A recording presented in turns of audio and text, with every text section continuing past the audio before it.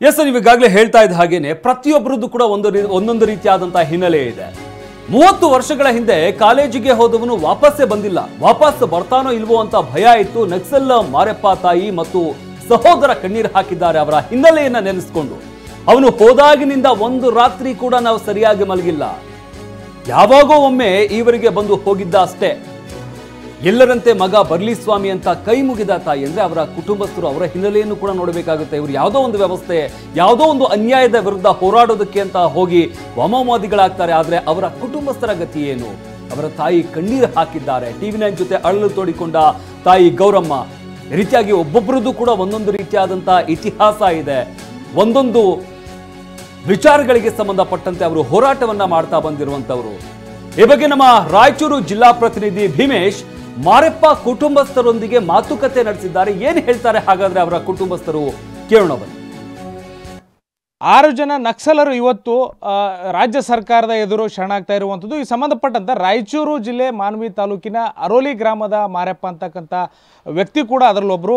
ಅವರ ಕುಟುಂಬ ಕಳೆದ 30 ವರ್ಷಗಳಿಂದ ಸತತವಾಗಿ ಅವರನ್ನು ವಾಪಸ್ಸು ಅಂದರೆ ಮುಖ್ಯ ಭೂಮಿಗೆ ಕರ್ಕೊಂಬರಲಿಕ್ಕೆ ಸಾಕಷ್ಟು ರೀತಿಯಲ್ಲಿ ಮಾತುಕತೆ ಆಡಿದ್ರು ಕೂಡ ಸಾಧ್ಯವಾಗಿರಲಿಲ್ಲ. ಅವ್ರ ಕುಟುಂಬದ ಜೊತೆಗೆ ಮಾತಾಡುವಂಥ ಪ್ರಯತ್ನ ಮಾಡ್ತೀನಿ. ಏನು ಕೂತಿದ್ದಾರೆ, ಅವರ ಅಣ್ಣ ಆಗಬೇಕು, ಜೊತೆಗೆ ಅವರ ತಾಯಿ ಇದ್ದಾರೆ. ಎಲ್ಲೋ ಒಂದು ಕಡೆ ಕಣ್ಣೀರು ಆಗ್ತಾ ಇರುವಂಥದ್ದು. ಕಳೆದ 30 ವರ್ಷಗಳಿಂದ ಅವರ ಪಡಬಾರದ ಪಾಡನ ಪಟ್ಟಿರುವಂಥದ್ದು. ಅಂದರೆ ಮಗ ಎಲ್ಲಿ ಹೋದ ಅನ್ನುವಂಥದ್ರ ಬಗ್ಗೆ ಈ ತಾಯಿ ಇಳಿ ವಯಸ್ಸಿನಲ್ಲಿರುವಂಥದ್ದು. ಈ ಕ್ಷಣದವರೆಗೂ ಕೂಡ ಮಗನ ಜೊತೆಗೆ ಸರಿಯಾಗಿ ಒಂದು ಹೊತ್ತು ಊಟ ಮಾಡಿಲ್ಲ, ಜೊತೆಗೆ ಪಕ್ಕದಲ್ಲಿ ಮಲ್ಕೊಂಡಿಲ್ಲ ನನ್ನ ಮಗ ಅನ್ನುವಂಥದ್ದು. ಅಷ್ಟರ ಮಟ್ಟಿಗೆ ತಾಯಿ ನನ್ನ ಮಡಲಲ್ಲೇ ಮಗ ಇಲ್ಲ ಅನ್ನುವಂಥದ್ದು. ಕುಟುಂಬಸ್ಥರಿದಾರ ಮಾತಾಡ್ಸೋಂಥ ಪ್ರಯತ್ನ ಮಾಡ್ತೀನಿ.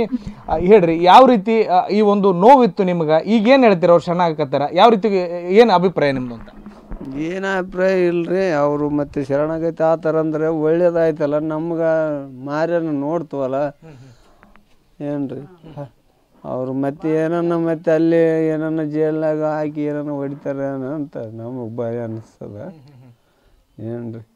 ಬಂದರೆ ಮತ್ತೆ ಬೇಸಾಯ್ತಲ್ಲ ನಮ್ಮ ತಾಯಿ, ನಾವು ಇಲ್ಲೇ ಊರಿಗೆ ಬಂದರೆ ಬೇಸಾಯ್ತಲ್ಲ ಅಂತ ನಾವು ಅಂದ್ಕೊಂಡ್ವಿ. ಹೆಂಗಂಗಾಯ್ತು ಹೆಂಗಿಲ್ಲ ಮತ್ತೆ ಏನು ಮಾಡ್ತಾರೆ ಅಂಬೋದು ನಮಗೊಂದು ಭಯ ಐತಿ. ಇವಾಗ ಈಗ ಇತ್ತೀಚೆಗೆ ಒಂದು ಎನ್ಕೌಂಟರ್ ಆಗಿತ್ತು ಆ ಭಾಗದಾಗ. ಒಬ್ಬ ಎನ್ಕೌಂಟರ್ ಮಾಡಿ ನಕ್ಸಲ್ ಮುಖಂಡನ ಹತ್ಯೆ ಆಗುತ್ತೆ, ಎನ್ಕೌಂಟರ್ ಮಾಡಿದ್ರು ಪೊಲೀಸವರು. ಆ ಬಗ್ಗೆ ಆತಂಕಿತ್ತನ್ರಿ ನಿಮ್ಮ ಮಗ, ನಿಮ್ಮ ಸಹೋದರಿಗೆ ಏನಾರ ಆಗುತ್ತೆ ಏನೋ ಅನ್ನೋಂಥದ್ದು? ಅಲ್ರಿ ಮತ್ತೆ ಮೊನ್ನೆ ಯಾರು ಗೌಡ್ರು ಅಂತಲ್ರಿ ಗುಂಡೇಟ್ ಹಾಕಿ ಇದು ಆಯ್ತಂತಲ್ಲ, ಅವಾಗಲೇಸಿ ಈ ಮುದೇಗಿಗೇನು ಗೊತ್ತಿಲ್ಲ, ನನಗೆ ಗೊತ್ತೈತೆ ಏನಾತನೋ ಏನಿಲ್ಲ ಅಂಬೋದು ನಮ್ಗೆ ನೋವು ಆಯ್ತು ರೀ. ಏನಾಗ್ತದೋ ಏನಿಲ್ಲ. ನಮ್ಮ ತಾಯಿ ಮೆತ್ತಗಾಗ್ಯಾಳ, ಇಲ್ಲಿಗೆ ಏನು ಬರ್ತಾನೋ ಇಲ್ಲೋ, ಹೋಗಿಬಿಡ್ತಾನೆ ಅಂದ್ಕೊಂಡಿದ್ದೆ. ನಮ್ಮ ತಾಯಿ ಹೋಗ್ತಾಳೆ ಅಂದ್ಕೊಂಡಿದ್ದೆ. ಮತ್ತು ಅಲ್ಲೇ ಎಲ್ಲೇನ ಮತ್ತೆ ಆತನ ಗುಂಡು ಹಾಕಿದ್ರೆ ಹೋಗ್ತಾನೇನು ಅಂದ್ಕೊಂಡಿವಿ. ಮತ್ತು ಇವಾಗ ಒಳ್ಳೇದಾಯ್ತಲ್ರಿ, ಆತನೇ ಶರಣಾಗತಿ ಆಗ್ಯಾನಂತ. ಮತ್ತು ನಾವು ಮಾರ್ಯನ್ನು ನೋಡಿ ಬರ್ತೀವಿ, ಎಲ್ಲೇನೋ ಇರಲ್ಲ. ಅವರು ಅವ್ರ ತಾಯಿ ಇದ್ದಾರೆ, ಅವ್ರು ಮಾತಾಡಿಸ್ತೀನಿ. ಆಮೇಲೆ ಹೇಳ್ರಿ, ಯಾವ ರೀತಿ ಈಗ ಏನು ಅನ್ಸುತ್ತೆ ಈಗ ಮಗ ಬಂದು ಶರಣಾಗತಿ? ಎಲ್ಲ ಜನಸಾಮಾನ್ಯರ ಥರ ಬರ್ತಾನೆ ಬರ್ಬೇಕಂತ ನನ್ನ ಮನೆ ನೋಡಪ್ಪ, ಬರಲಿ ಸ್ವಾಮಿ ಹೆಂಗನ್ನಾತದ ಅಂತಂದು ಹೆಂಗನ ಬದುಕ್ತಾರ. ಏನಪ್ಪ ಬಂದರೆ ನನ್ನ ಮನೆಗೆ ಬಂದರೆ ತಣ್ಣಗೆ ಬರಲ್ಲ ಅಂತೀನಿ ನೋಡಪ್ಪ. ಇನ್ನೇನಿಲ್ಲ, 2 ಮಾತೇ ನಾನು ಹೇಳೋದು. ಈಗ 30 ವರ್ಷದಿಂದ ನಿಮ್ಮ ಜೊತೆಗಿಲ್ಲ ಮಗ, ಹೆಂಗೆ ದುಃಖ ಆಕಿತ್ತಮ್ಮ ನಿಂಗೆ? ಏನು ಅದ್ರ ಸುದ್ದಿ ಹೇಳಿಕೆ ಬರ್ತಾರ ಪಾಯಪ್ಪ. ಅದ್ರ ಸುದ್ದಿ ಹೇಳಿದ್ರೆ ಜೀವ ಹೋಗಲ್ಲತ್ತಾರ. ಯಾವಾಗ ಬೇಕು ಅವಾಗ ಎಚ್ಚರಿಕೆದಾಗ ಎದ್ದೇಳ್ಬೇಕು, ಕುಂದ್ರಬೇಕು. ಮಳೆ ಬಂದರೆ ಇವಾಗ ಮತ್ತೆ ಅಂದರೆ ಇವಾಗ 8 ದಿನ 3-4 ದಿನ ಆಯಿತು.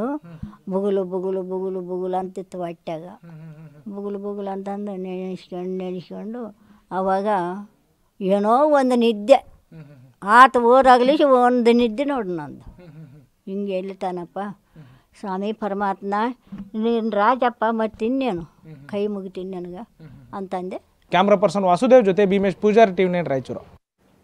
ಎಷ್ಟು ಸಹಜವಾಗಿ ಕುಟುಂಬಸ್ಥರಿಗೆ ಒಂದು ಸಮಾಧಾನ ಆಗಿರುತ್ತೆ. ಏನಾಗ್ಬಿಡ್ತಾನೋ ಮಗನ ಕತೆ ಏನಾಗುತ್ತೋ ಅಂತ ಅನ್ಕೊಂಡಿದ್ರು, ಆದರೆ ಶರಣಾಗತಿ ಆಗ್ತಾ ಇದ್ದಾನೆ, ವಾಪಸ್ ಸೇಫ್ ಆಗಿ ಬರ್ತಾನೆ ಎನ್ನುವಂಥ ಒಂದು ಸಮಾಧಾನ ಅವರಲ್ಲಿ ಕಂಡು ಬರ್ತಾ ಇದೆ.